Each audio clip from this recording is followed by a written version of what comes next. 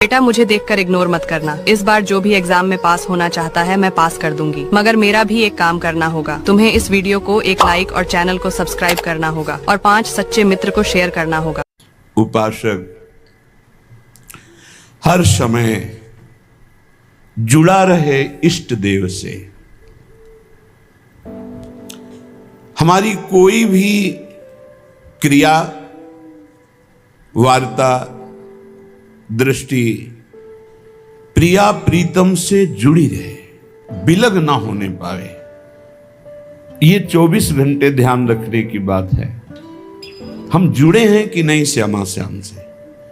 कौन सा ऐसा मिनट, कौन सा ऐसा घंटा गया, दिन गया, कौन सी वो घड़ी गई, कौन सी वो रात गई जिसमें हम श्यामा श्याम से जुड़े नहीं रहे। तो धिक्कार है वो मिनट, वो घड़ी, वो पहर, वो दिन, वो रात।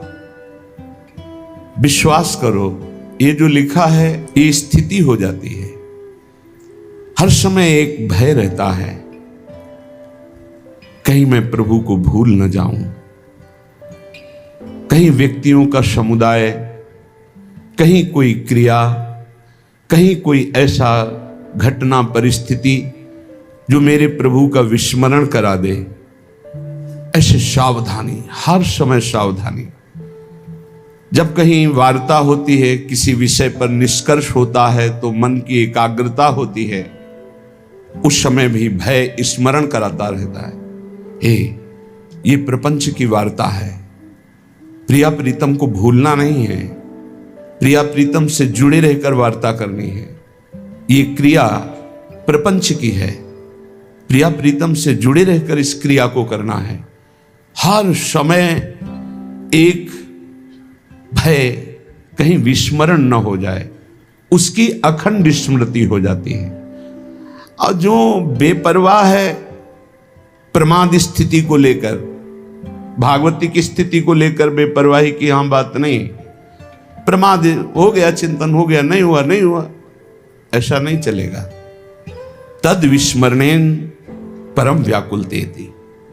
अगर प्रभु का विस्मरण हो रहा है तो हम उस क्रिया का आदर नहीं करते, उस व्यक्ति का आदर नहीं करते, उस परिस्थिति का आदर नहीं करते, उस घटना का आदर नहीं करते, उस जीवन का आदर नहीं करते। जो हमारे प्रभु का विस्मरण करा दे, वो घटना, वो परिस्थिति, वो जीवन धिक्कार है।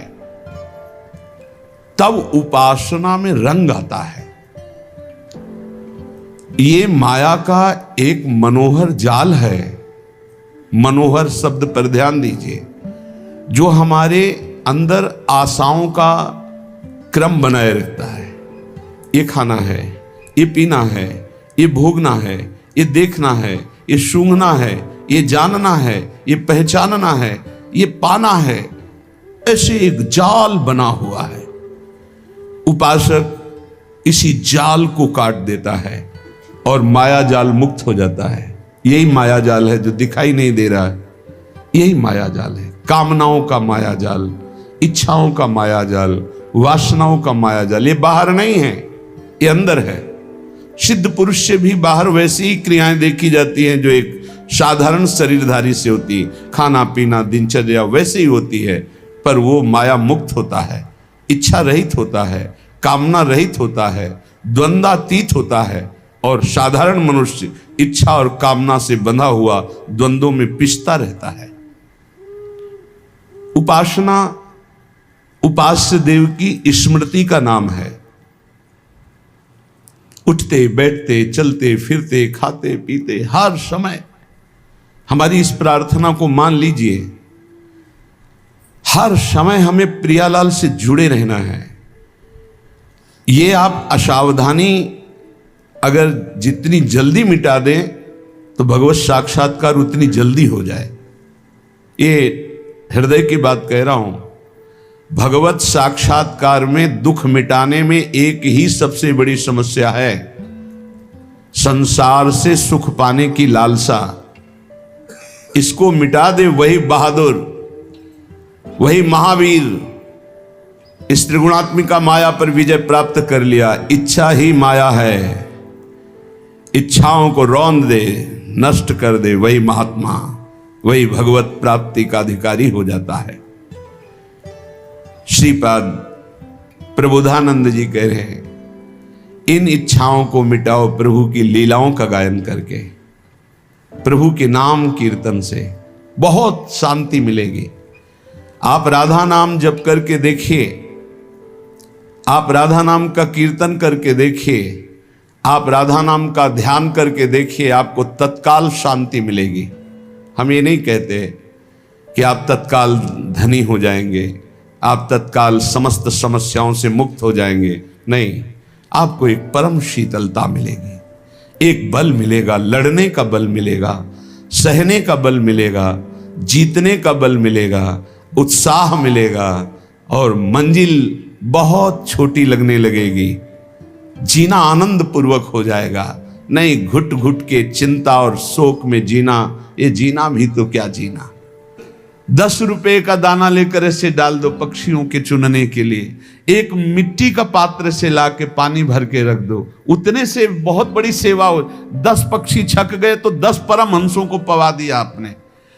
अरे सोचो, हम देखते हैं जैसे जहां जहां जल रखवाए ना, तो कबूतर जैसे आते हैं एकदम ऐसे ऐसे, जब स्नान करो, फ्रिज का पानी डलवा के रखते हैं, तो जब उसमें ऐसे ऐसे स्नान करते तो हृदय शीतल, वो खूब खेलते हैं उसमें, बड़े रज के पात्र हैं, पानी भरा है उसमें, आते खूब खेलते, गर्मी से बड़ा आनंद है।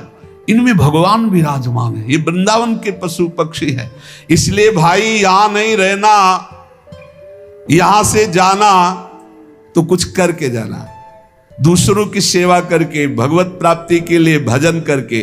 किसी को चिंता नहीं है आगे की, बस वर्तमान की चिंता है। वर्तमान को भोगने को मिले, खाने पे, दिन भर बैल की तरह कमाए, रात में भोगे सो गए, कोई चिंता नहीं। 24 घंटे व्यतीत हो जाते हैं, बैठकर भजन करने का एक भी क्षण नहीं। वही प्रपंच, वही चिंतन, वही भोग सामग्री का भोगना। बाल्यावस्था खेल में गई, जवानी अभिमान के भोगों में गई, बुढ़ापा आ गया, उठना बैठना मुश्किल। अब चिंता सता रही है भोगों की, कौन खवावे, कौन पियावे, कौन सोच करावे। अब भजन में कहाँ चित्त लग रहा। देख भूल मत, काल भगवान मृत्यु रूपी बाण लेकर तुम्हारे सर पे खड़े हैं। समय आते ही ऐसा बेधेंगे, एक क्षण में शरीर छूट जाएगा। ए भाई, झूठे संसार में सत्य कमाने आए हो, सत्य भगवान का नाम है। चरणदास जी कह रहे हैं कि पूज्य गुरुदेव सुखदेव जी के प्रताप से हमने ये जाना कि अपना भला इसी बात में है कि निरंतर नाम जप लिया जाए। जैसे अंजुली को चाहे जितना जोर से बांधो पानी निकल ही जाएगा, ऐसे तुम्हारी श्वास की पूंजी रोज खत्म हो रही। जैसे अंजुली में जल बांधो वो घटता ही चला जाता है, श्वास तुम्हारी ऐसे नष्ट होती जा रही। जैसे रात में कैसे तारे चमकते हैं और धीरे धीरे धीरे उनका तेज खत्म होता जाता है, ऐसे तुम्हारी आयु नष्ट होती जाती है। बढ़िया अवसर है। बोले जिसको भगवान बड़ी कृपा किए हुए हैं उसे साधु संग में रुचि हो जाती। साधु संग तो मिलता ही है, साधु संग मिलना बड़ा कठिन है। तो कह रहे हैं साधु संगत पैठ लागी, ले लगे सोई हाथ। जिसे साधु मिल गया, महत्संगस्त दुर्लभो, भगवान की कृपा से संत समागम मिलता है। बड़ा सौदा हरि समारोह, सुमिर लीजय प्रात। बोले बड़ा सौदा है यदि संत संग से हरि मिल जाए। दंभ पाखंड कपट इतना जोर से बढ़ रहा है जैसे आंधी बढ़ रही हो ना, घूम वाली, वो चक्रवात आधी सबके माइंड को घुमा करके नष्ट कर दे। ऐसी चल रही कलयुग की, अभी वो आंधी दूर है, आ रही आंधी आ रही है। देखो ये लक्षण, कभी ऐसा कोई ऐसे वेश का अपमान हो रहा है, ऐसे वेश की खुद हम निंदा करवा रहे। कैसे ऐसे लोगों को तो कपड़ा उतरा लेना चाहिए, इनको सफेद कपड़े मतलब गृहस्थी के कपड़े दे देने चाहिए, कह दे फोटो खींच लेनी चाहिए। ये पैसा मांगने वाले भेष वालों को नहीं देना चाहिए। तुम्हें भरोसा तुम्हारे भगवान पे नहीं तो पैसा काय को मांग रहा, फिर बाबा जी काय को बना, चल मेहनत कर चल कर। नहीं, भजन बल से तो विश्वात्मा को जब अधीन कर लिया है तो रुपया मांगने की क्या जरूरत है। पैसा मांगने वाले को कभी पैसा न दो। इसीलिए कहते हैं ये जो पूरा रंग करके और मांगते बाद में यही होता है, यही होता है। यही नशाबाजी करते, तभी पैसा मांगते। नहीं, पैसा मांगने वाला कभी भगवान का भक्त नहीं होगा। भगवान का भक्त कभी पैसा नहीं मांगेगा, पक्का समझ लो, पक्का। खूब अच्छे से देखते, थोड़ी भी भक्ति करते हैं ना, जब उनको हम नया वस्त्र देते हैं, जैसे आते हैं सम्मान के लिए, तो ऐसे माथे से लगा लेते हैं, ऐसे रख लेते हैं। रुचि नहीं है। थोड़ी भक्ति करने वालों को रुचि नहीं, ना कपड़े में, न रुपए में, न पैसे में। नहीं देना चाहिए पैसा, बहुत होश से दो। कोई भूखा हो, प्यासा हो, पानी पिला दो, भोजन पवा दो बैठाल के, इसके लिए हम जरूर प्रार्थना करते हैं। कोई भी कैसा हो, सबके हृदय में भगवान है, भोजन का। लेकिन रुपया देने के समय होश में नहीं। बड़ा निकृष्ट समय आता चला जा रहा है। इनको ये लज्जा नहीं लगती कि संतों को क्या गालियां देंगे लोग, संतों के प्रति क्या भाव। जहां महिमा वर्णन की जा रही कि मनुष्य जीवन का परम फल है, साधु संगत पैठ लागी, ले लगे सोई हाथ। जिसको साधु संगत मिल गई, उसके हाथ संपत्ति लग गई। क्या बड़ा सौदा हरि समागे, सुमिर लीजय प्रात। बोले बड़ा सौदा हरि संभारे। हरि का स्मरण करने का सौभाग्य संतों के संग से मिलता है। भगवान में असीम विश्वास रखने वाले वीडियो को लाइक करें, एक प्यारा सा कमेंट करें। ऐसी ही वीडियो देखने के लिए घंटी का बटन दबाएं और चैनल को सब्सक्राइब करें।